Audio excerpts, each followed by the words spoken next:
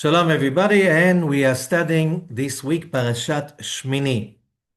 Usually Parashat Shemini is the parasha that Pesach falls on, which means on a Shabbat before Pesach, at Mincha, we read Parashat Shemini, just 10 verses, and then Pesach comes in, we read for Pesach. On Shabbat Pesach, it's also the Passover reading.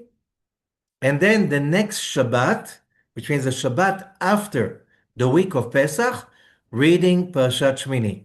So Pesach falls in between Parashat Shemini, and Parashat Shemini stretches like 2 weeks. So there must be a connection. If we are if it's a leap year, then it's not a story. A leap year, we have 7 times every cycle of 19 years. You don't have to remember that. So 13, if you take 19 minus 7, 12 years out of 19, Parashat Shemini is the parasha before and after Passover. And there must be a connection. And first of all, about the date. Let's see, we're talking about the book of Vayikra, Leviticus, chapter 9, verse 1. Vayi bayom hashmini, and it was on the 8th day. So again, we need the time frame. On Passover, this is the Exodus, 49 days in the desert, and the 50th day, Shavuot, Mount Sinai revelation. Moses comes down with the tablets on the 17th of Tammuz, the sin of the golden calf. That's the 17th of Tammuz. Less than a month and a half later, the new moon of Elul, Moses goes to the mount again for another 40 days. He comes down with the new tablets, with the second set of tablets on Yom Kippur. The day after Yom Kippur, the message is gather the children of Israel and build the tabernacle. It takes them almost 6 months to build the tabernacle. Okay, 7 days before the new moon, Rosh Chodesh, Nisan, which means it's a year minus 2 weeks after the Exodus, that's when our story is happening. So for 7 days, they train building the tabernacle. They put it together, separate it, put it together, and so disassemble it. And on the 8th day, it is the new moon of Nisan, 2 weeks before, first time Pesach in the liberty, okay? As a liberated nation. So that's a framework, which means they are putting together the Mishkan, the portable temple they had in the desert. And on the 8th day, listen to the words again, chapter 9, Leviticus chapter 9, verse 1. Vahi bayom hashmini, and happened to be on the 8th day, Kara Moshe le'Aaron ulevanav uleziknei Israel. Moses called Aaron, his sons, and the elders of Israel. And he gives them the instructions what to do. Take a calf. The first thing Moses says to Aaron, take a calf for a sin. Why? To atone the golden calf. And it's a list of things to do. And then verse 6, ויאמר Moshe, and Moses says, זה הדבר אשר ציווה אדוני תעשו, וירא עליכם כבוד אדוני. You'll do that, and the glory of God will be seen to you. And again, the word is vayera, and every time the Zohar teaches us, we have the expression vayera. It's about revelation. Revelation, and here it says, a revelation of the glory of God. We'll come to what does it mean. And Rashi is saying, כי היום השם נראה לכם. And verse 4, because God is being revealed to you. Rashi adds, להשרות שכינתו במעשה ידיכם, to show you that God is dwelling his Shekhinah in the actions of your hands. Okay, we have some other commentaries, and it's all about the revelation. Okay, which means here it is. We have the main idea is revelation. We continue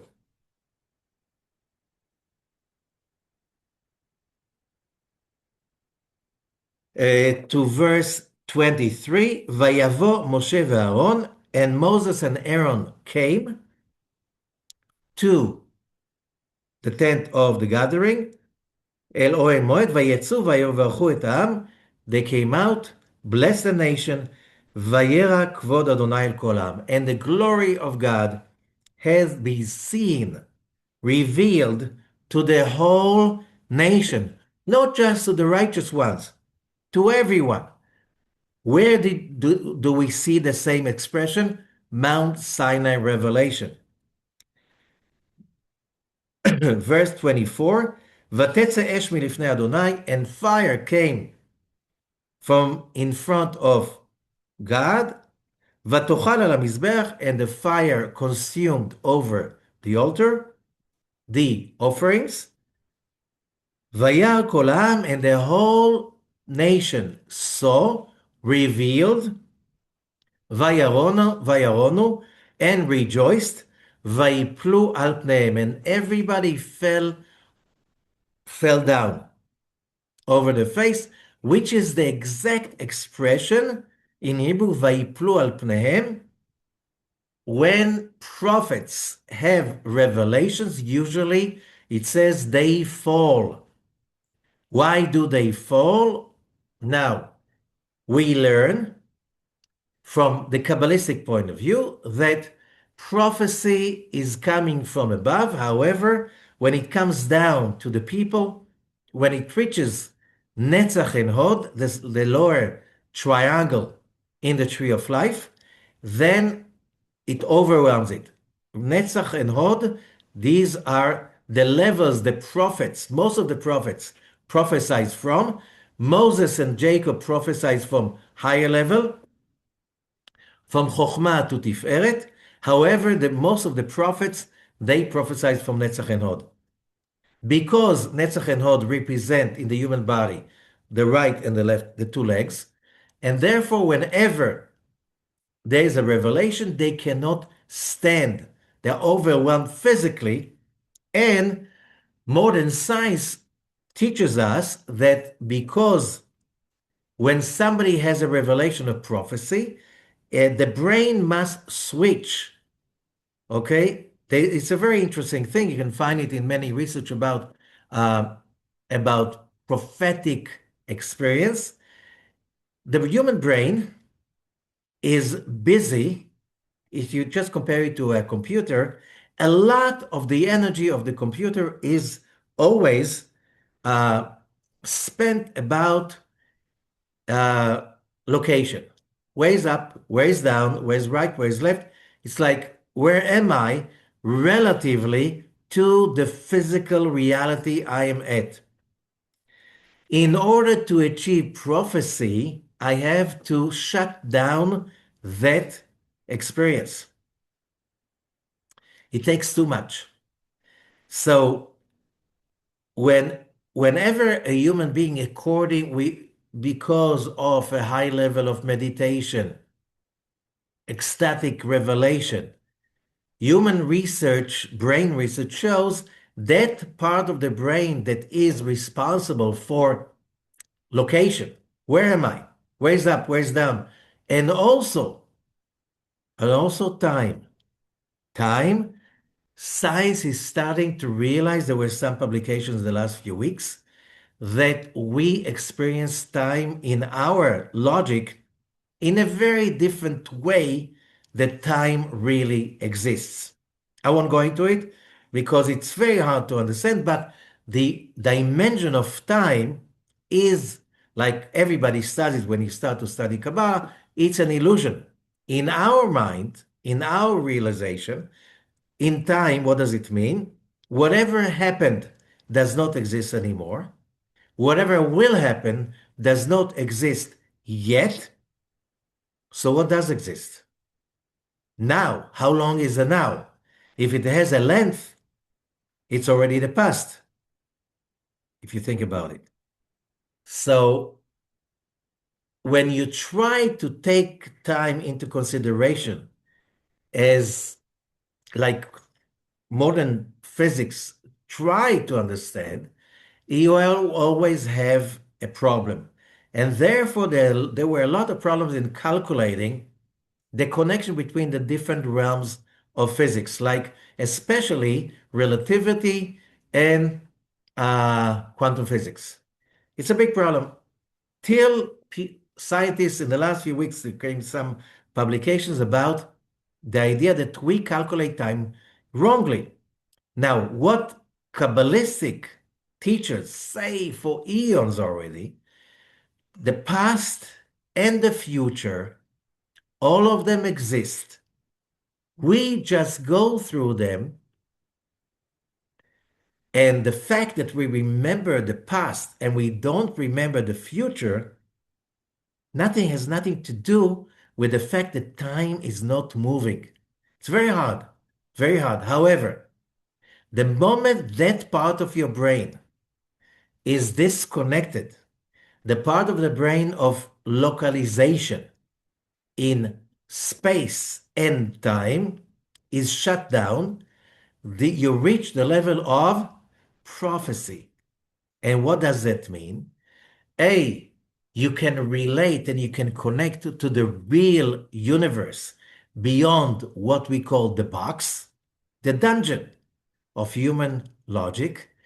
And then a byproduct is that you can see the future, which means logic says future does not exist yet. So how come I do it? I'm teaching Kabbalah for more than 40 years.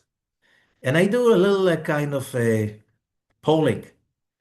Whenever I start to teach the beginner's course of Kabbalah, I'm asking people how many people in the crowd had a dream that came true hours later, days later, years later. The average, it doesn't matter what continent and what country, the average is about a little bit more than 10%. Between 10% of the population had dreams that foresaw the future. How could that happen if the future does not exist yet? Which means it's very elusive in our reality, but the future does exist. Okay? The fact we don't remember it, we don't have access to it, is to give it's part of the what is called free will. How do you explain it? It's not the time right now. However, when we achieve prophecy, a byproduct is that we go above location and above time, and therefore we can see what we call the future. We can see other points in time without limitations. Okay? However, prophecy is not just about seeing the future because, if somebody in our culture realize, oh, you have some prophetic ability, can you tell me what are the numbers are going to win the lottery? Or tell me which stock should I invest in the stock market? Okay, it's all about that. And this is not what the story is about because we are subjugated to the physical dimension so much. And we are yearning for freedom. And we see it in the name of the Parashah, Shemini. The name of the Parashah is Shemini, the eighth. What is the eighth? For many Kabbalists, the number eight is one level beyond the limitation. We're one level beyond the box. And I spoke about it many, many times. When we sense reality, we sense right and left, two, back and forth, that's four, up and down, six, and me in the middle, that's seven.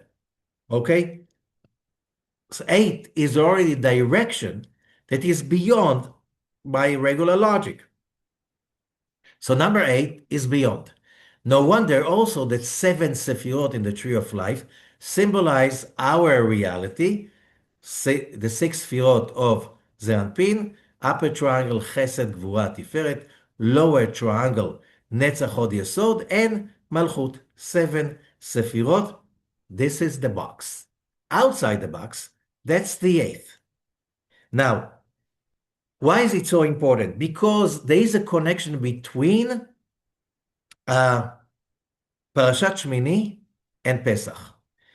On Pesach, the Arizal is teaching us, Rabbi Ezekluya, that when we come to the 10th plague that we celebrate on Passover this week, we celebrate Passover, which means, first of all, the simple explanation of what Passover means, it's that the fact that God came down, that's the simple text, came down to Egypt, plagued the firstborn, all of them died in Egypt, except that the household of the children of Israel, God passed over those households, and the firstborns of Israel were not killed. Okay, that's the name Passover or Pesach in Hebrew. However, the Kabbalists say there's another meaning to it. What was the purpose of the 10th plague? 10th plague basically sealed the 10th plague, sealed the series of 10 plagues. The purpose of the 10 plagues was to remove the power of negativity that basically, if we understand, if you listen to my class about Pesach, it's like Egypt was holding humanity by its throat and humanity was suffocating, breathless. Suffocating, which means dizzy, almost unconscious, and that's the slavery of Egypt.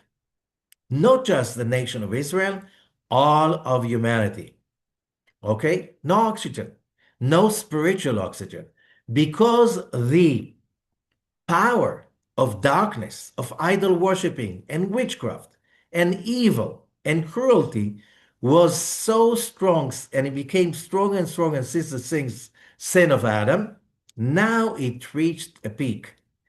And if not the 10 plagues, the world will be suffocated to death. The 10 plagues broke that grip. Now, how do you send a nation of slaves that are slaves for centuries? How do you send them to freedom? You know why? Because we could see during the 20th century, many nations were given freedom. Colonialism, it looked like colonialism was, this is it, it's the end. And a lot of countries received or got or gifted their freedom. And now, when they were free, most of them, it was during the 40s, 1940s, 1950s, 1960s. Many of them today are failed states, dysfunctional states. It looks like the fact that you gave somebody freedom does not mean that they are free. You cannot give someone freedom. Freedom must be achieved. Now, the question is, what is the basic foundation of real freedom? And here, the Rabbi Ezekluya is teaching us that something really important happened on the night of Passover.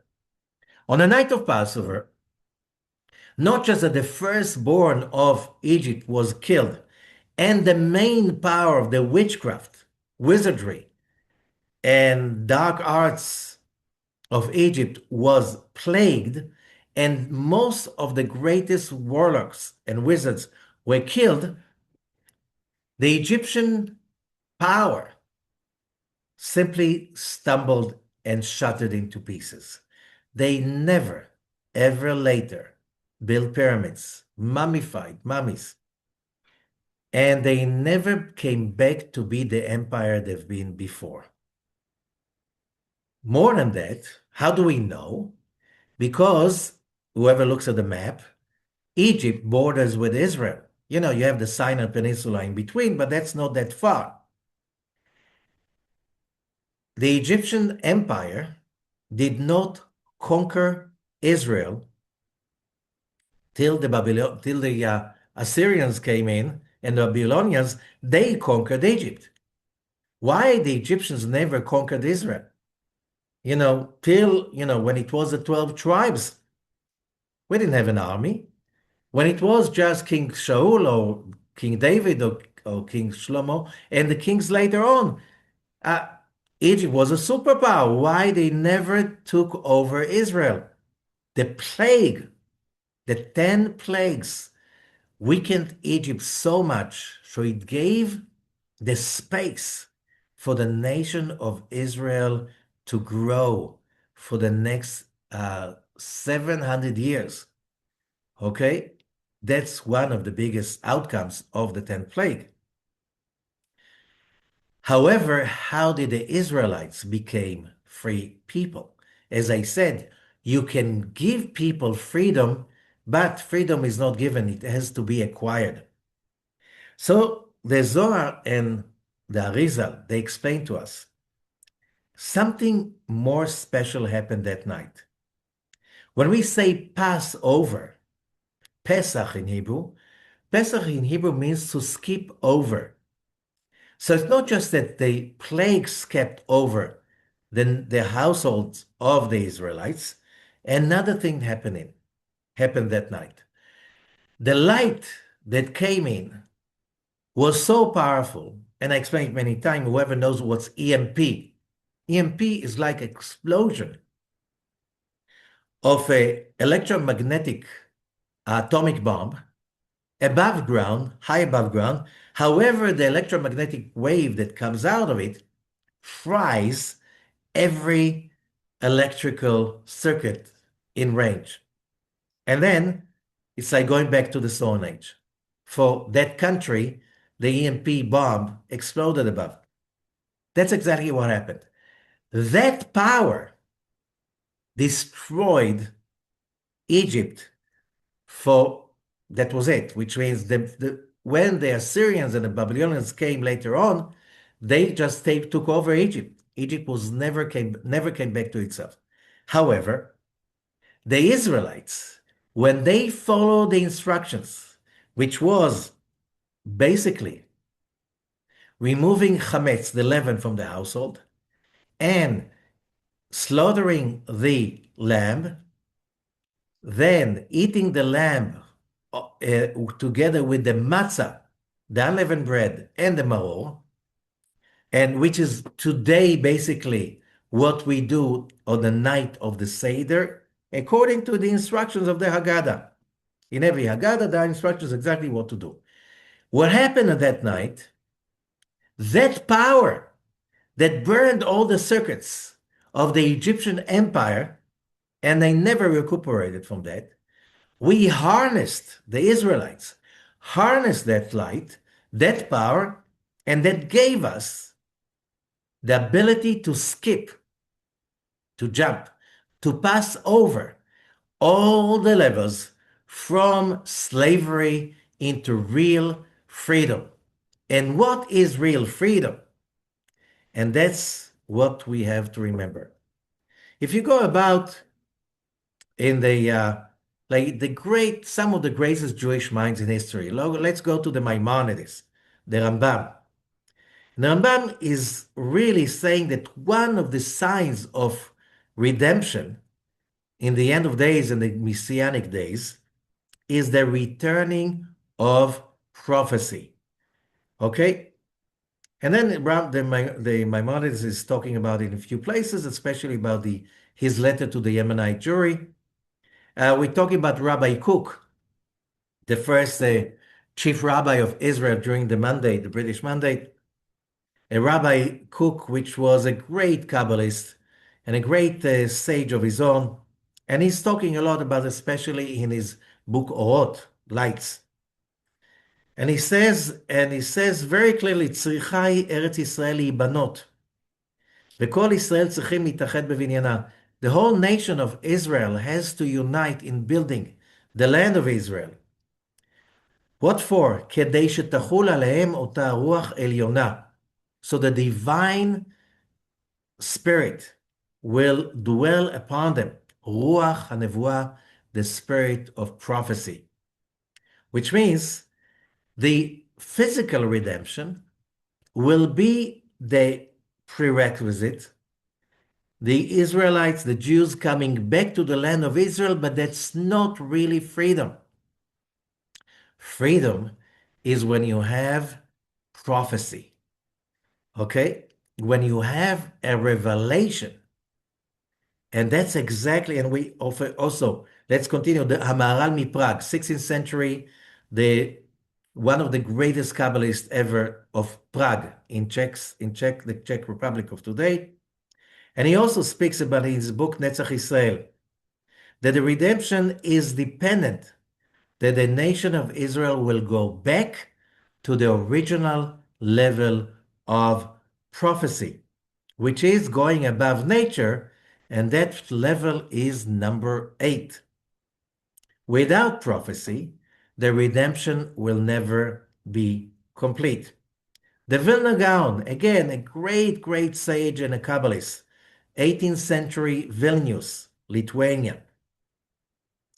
He also spoke a lot about, in his book called HaTorah, and that the building of Jerusalem and the coming of coming of all the exiles to Israel, these are the basic stages that we have to work for them, because the goal will be prophecy. So he said, the Vilna Gaon, the Gra, that first stage will be the coming back of the Jews from all over the world, settling the land of Israel, establishing a nation, and then the next stage for real redemption, the first stage, the building of the country, is called the Mashiach ben Yosef. The second stage is Mashiach ben David. That's when prophecy starts to come down to the nation of Israel. Okay, so here we can see it very clear. On the day of Pesach, the only way you can get the Israelites out of Egypt was, and on that night, the Zohar, Rabbi Zakloria, are talking, and Rabbi Zakloria, the Arizal, is very precise about it, to explain to us that what happened on the night of Pesach was something that never happened in history of humanity. Okay, it happened only once. The lights that came in on that night, the EMP that burned all the circuits of the Egyptian empire, but that light was harnessed by the Israelites, and it pushed them up the levels. And the Arizal is explaining, it's like you have 4 levels of, major 4 levels of spiritual growth. You start as a fetus, then you're a baby, then you're a child, and you're a grown-up. Okay? I'm just making it simple. However, the basic idea over here is that what usually human beings need to go through, and it usually takes them many, many lifetimes to climb up the ladder of spiritual growth from a fetal level, which means I exist, which means a lot of people just exist. They just exist. They don't even chase after money. They just survive. Okay? That's a fetus. You're just alive. And reaching higher level and higher level and higher level. So there are 4 basic levels that the Arizal is dividing it. Of course, there are many more, but that's the 4. And what happened on the night of Passover? We passed over all the levels from being a slave in Egypt. That what does a slave feel fear. He's focused only about survival and appeasing its master. So its master won't punish him and won't, give me food and don't punish me. Survival. It's all about survival. You just have just a little bit of mode. You don't even alive. You just survive. To reach the level of the Exodus, we hopped and jumped in one evening. It didn't take the whole night. Just as nightfall came on Passover in Egypt, the lights that came in were so awesome that in many places it says it was like the shining light of midday, midsummer. That's what happened at that night. Not physically, but spiritually. The expression, the experience was so powerful that the whole nation of Israel rose to the level of prophetic stage, from slavery to prophetic stage. And I repeat it every year again and again. Otherwise, you cannot explain how is it that in the morning Moses says, okay, we're leaving. Let's get out. Where? To the desert. No food, no water. We're millions of people. If we were just a bunch of slaves, we could have said, just a second, we won. Let's take over. Let's take over Egypt. They're stunned. Okay? They're simply sitting at home mourning and they lost it. Going to the desert? Going to Canaan, third world country? Do you understand what we're saying? How come the Israelites agreed to leave to the desert in order to change the world? Everybody was on a prophetic level. The Arizal is explaining we reached the level of Chokhmah from the 10 Sefirot, which is the 9th level from the bottom, second from the top, and that is the level of Chaya. That's the level of full prophecy. Only Moses and Jacob, the patriarch, achieved that level of prophecy. Otherwise, you cannot explain how come we just simply got up and left. If that's clear. Now, what's in it for us? Here, Rabbi Zohar explains to us why only the 9th level, Chokhmah, why not Keter? Because that was gifted to us. And therefore we lost that level the morning after. But we were already out. And the moment we were out, and we hear the Israelites complaining, why did we leave Egypt? We could take over. Why did we leave Egypt? We had food and water over there. Now we're in the desert. We came here to die. Not enough graves in Egypt that you brought us to die in the desert. This is when you go back to the slavery, but you left already. So we go, we complain, we have to overcome the slavery, 49 days, 7 weeks, 7 times 7 levels of growth. On Mount Sinai, we now re-achieve the prophetic level that we had on the night of the Seder, the night of the Exodus. Now, why? So why did we walk down for 49 days? Because we were promised that day, you walk 49 days, you'll get back that prophecy. So we willingly went, and finally on Mount Sinai, we reached Keter, not Chokhmah, Keter, the first level. Now it's because we earned it. We kept that level for 40 days. We lost it with the sin of the golden calf.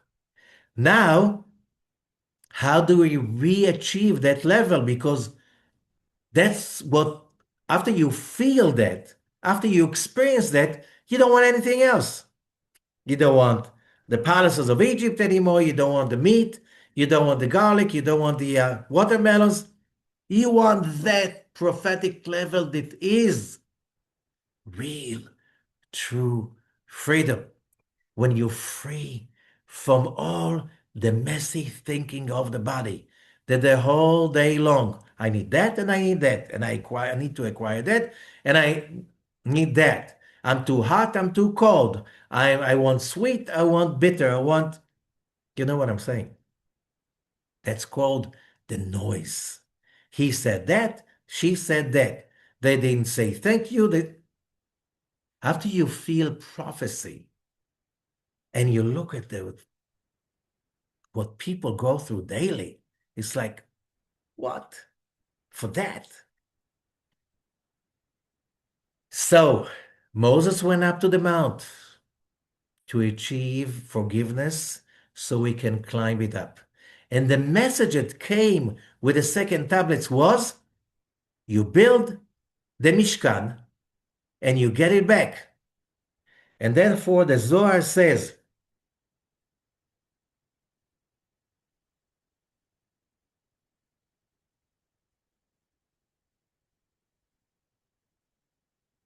and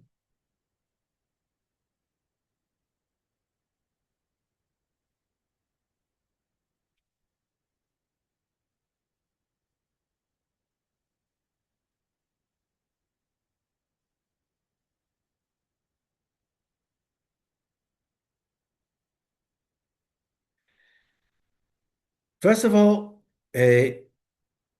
just a second. No, that's not the right thing. Okay. Verse 35 in the Zohar Parashat Shemini. וההוא יומא, השתלימו אלוהים ותתאין. On that day, the upper and the lower worlds became whole again. וישתכח שלמה בכולה, and everything was in peace, in Hebrew shalom, and in Aramaic, shlama, it means everything was back into wholeness, completeness. בחדוותה דיללה with happiness of above, ותתה and below. ואלמלא דשתכח ערבוביה דבני אהרון באו יומא, and if the son of Aaron, Nadav and Avihu, did not break into the Mishkan trying to offer the incense, מן יומא דסלקו ישראל מן ימה, לא ישתכח חדוותה דילאי ותתאי באו יומא. If that disturbance of the sons of Aaron, that celebration of the basically dedicating the Mishkan was so great, like after the splitting of the Red Sea. And on that day, נמצאת שמחת דילאי ותתאי. It was a happiness above and below. ובהוא יומא יתעברו חובה מן העלמה. On that day, the sin of the golden calf had been erased from the world. וישתכחו כהנה וישראל מדקן מיני. And the Kohanim and the nation of Israel, the whole nation, was totally purified from the sin of the golden calf. ההוא יומא יתעברו כל עינום מקטרגין דהילה. On that day, all the dark angels that were created on the sin of the golden calf have been removed. והבו אזלין ושתן בסכניו ישראל, ולא ישתכחו בהוא עידנה. And there was no negative angel around the camp of Israel.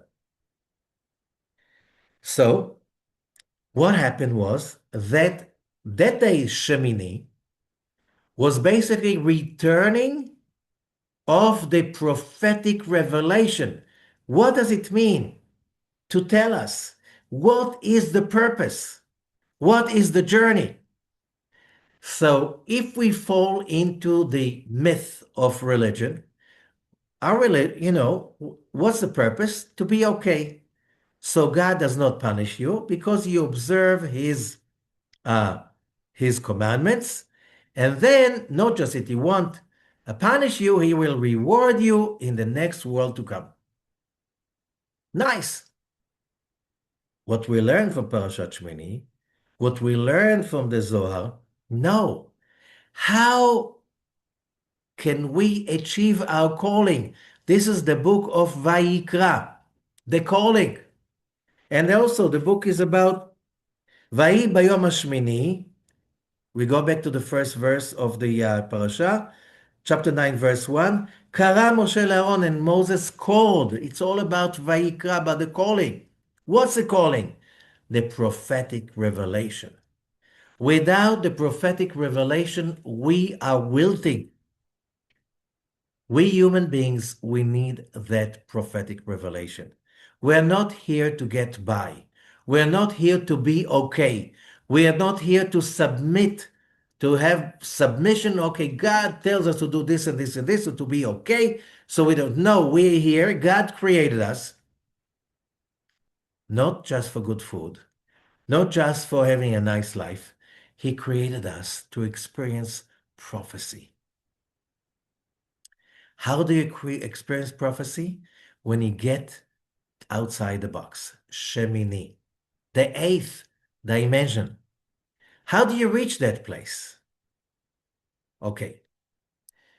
When you train yourself daily through meditation, through connection, through the mitzvot, through the study, all the purpose is to achieve exaltation, to achieve divinity. What does it mean?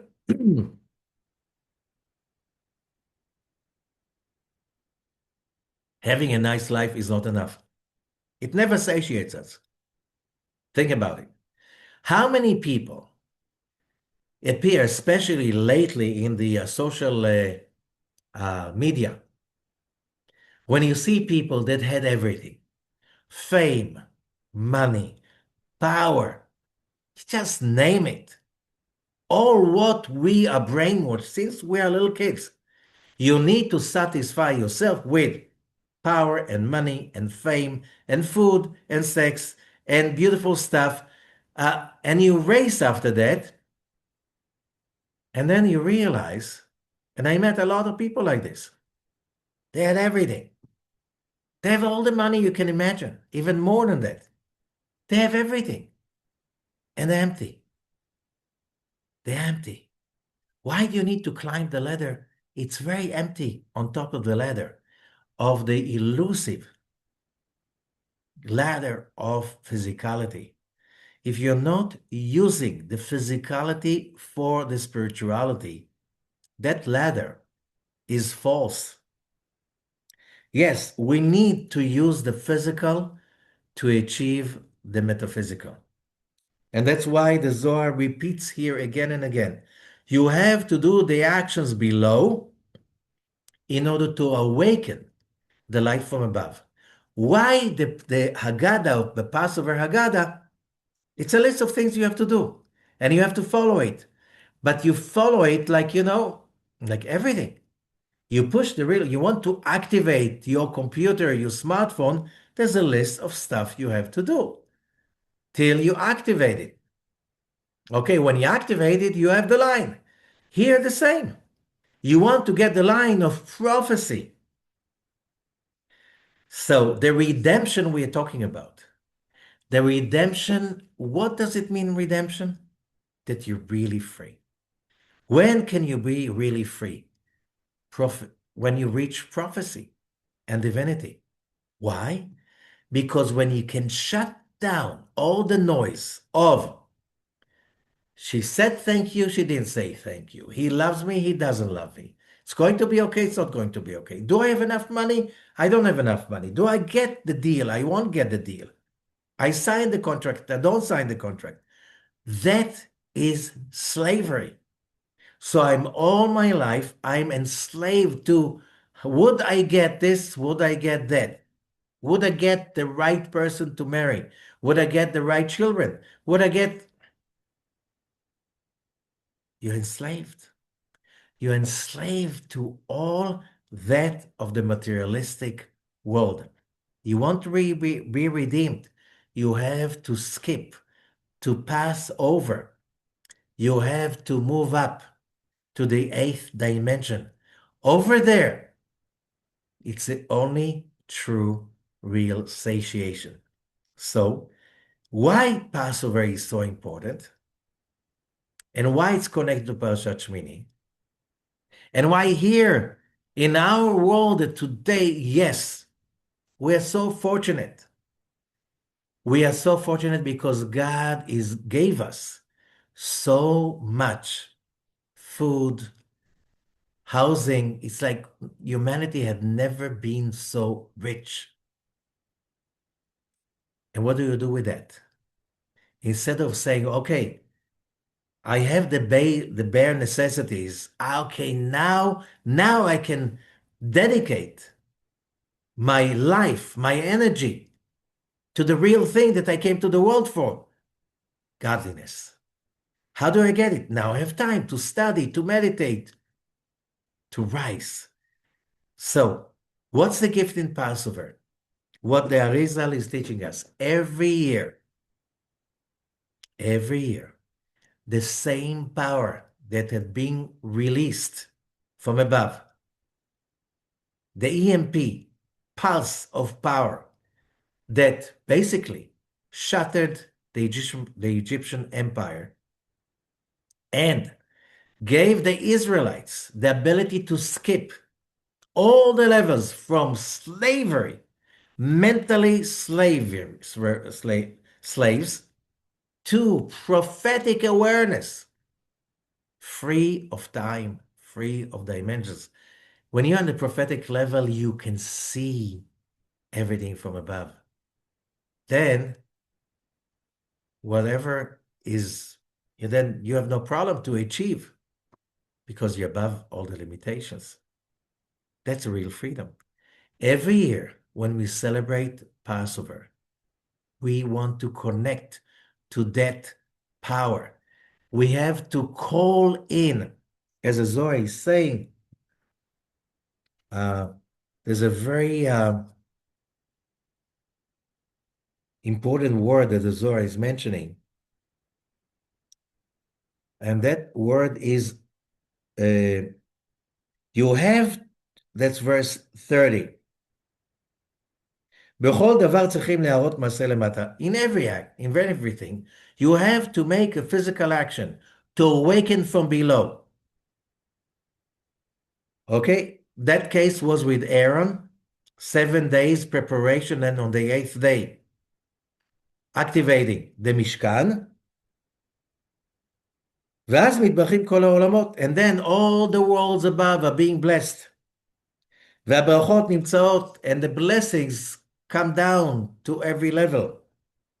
And then they come down to create wholeness, shlemut, in this level. But the Zohar is using the word shoev.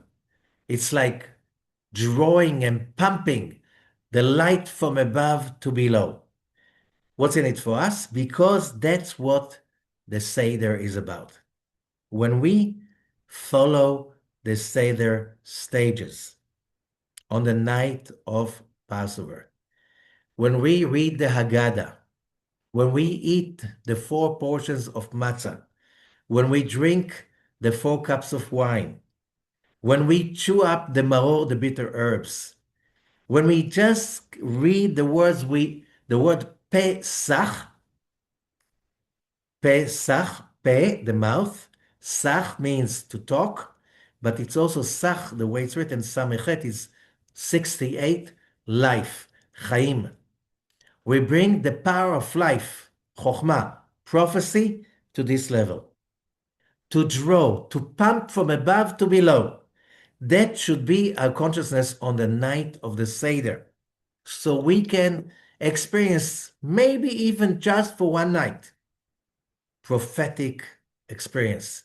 What does mean prophetic experience? Just to feel, what does it mean to be free? What does it mean to be above time and space? This is the purpose of the Seder. This is the purpose of the night of Passover. This is the purpose of the whole process of preparing ourselves for Passover because we want to reach real freedom. And freedom cannot be achieved unless we connect to that light of prophecy. And there's one night a year that the light is so strong that we say Hallel, which is from sounds, but it's the only night that we say Hallel, and we say it twice, once in the evening prayer and once during the Passover Haggadah. Twice. The Hallel is being said only on the holidays and only in the morning. It's the only time it's being said at night, and twice. So, because that light shines, what's the problem?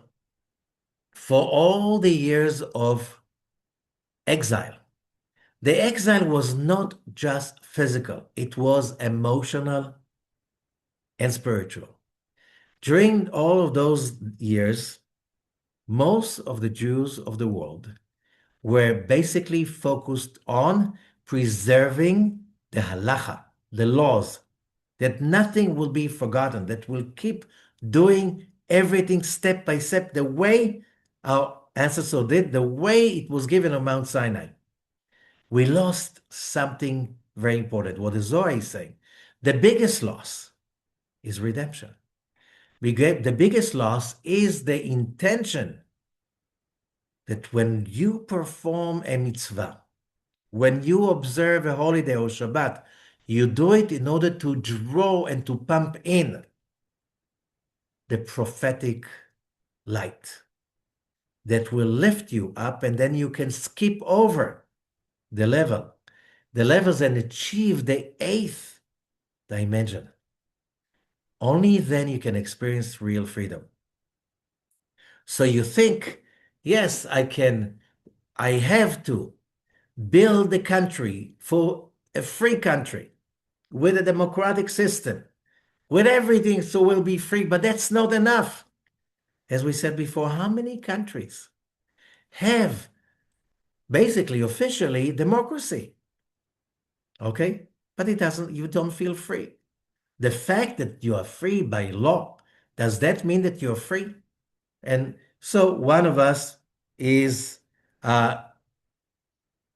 addicted to alcohol, another one is addicted to gambling. Most of us are addicted to the internet, all the different aspects of the internet. Okay, and we're addicted to money, and we're addicted to achieve stuff that we don't really need, either clothing or cars or whatever. That's our culture. That's the idol worshiping of today. And being connected to a real fulfillment prophecy, and the noise is just low, low below. That's the real freedom. That's a total freedom that humanity is looking for. It's not the freedom to send a merchandise all over the world without any interruptions. That's not real freedom. Yeah, it's a necessity. You have to create a safe zone with human rights and healthy lifestyle and so on, all of that. You have to have independency. You have to have freedom of speech, freedom of, whatever, of ideas. But the real freedom comes in when you get the light drawn into yourself. And only then you can feel the true freedom. Not money, not alcohol, not any kind of extreme experiences. That's not what's going to give you freedom. It's the beginning.